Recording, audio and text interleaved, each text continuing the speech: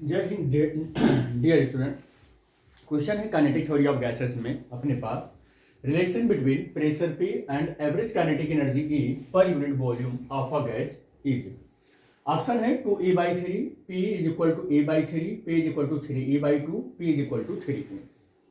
बेटे kinetic theory of gases में सबसे ज़्यादा इंपॉर्टेंट जो कोई फार्मूला है तो वो यही है, PV is equal to 1/3 small m n और V स्क्वायर बार, यही फार्मूला है। और हम ये समझते हैं कि ये फार्मूला सबको याद भी होगा। P जो है वो प्रेशर है, V जो है वो वॉल्यूम है, M जो है मास ऑफ वन मॉलिक्यूल है, ये भी याद रखना, मास ऑफ वन मॉलिक्यूल है, या मास ऑफ वन एटम लिखे तो ज्यादा आपको समझ में आएगा, वन एटम है। और ये क्या है, नंबर ऑफ एटम, और V जो है वो क्या है, ये मीन स्क्वायर स्पीड है, मीन स्क्वायर स्पीड है। बेटे अगर हम देख रहे हैं कि एक कंटेनर है और इस कंटेनर में कितने नंबर ऑफ एटम है, वो नंबर ऑफ एटम या मॉलिक्यूल जो है वो स्मॉल m है, और किसी एक एटम का मास कितना है, स्मॉल n है, तो टोटल मास ऑफ एटम कितना बनेगा, नंबर ऑफ मॉलिक्यूल और into mass of one atom. इसको हम क्या बोलेंगे, दैट इज द मास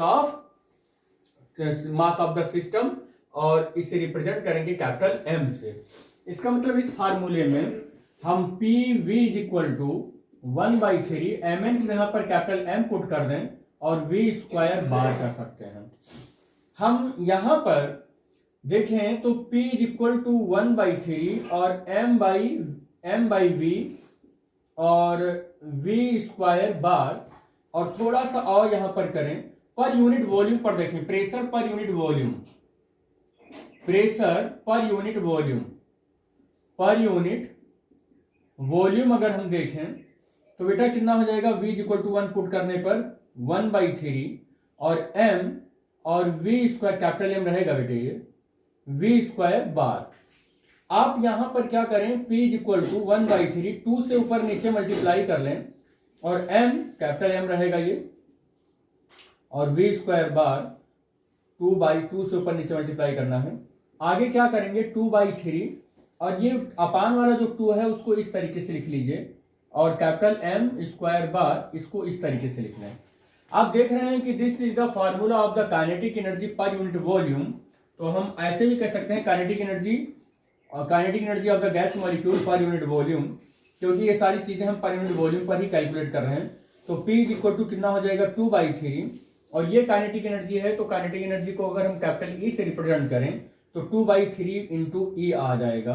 तो this is the final formula of this question, यानी कि हमें जो मिला ये P is equal to 2/3 into E, this is matched 2E/3 matched in option number first.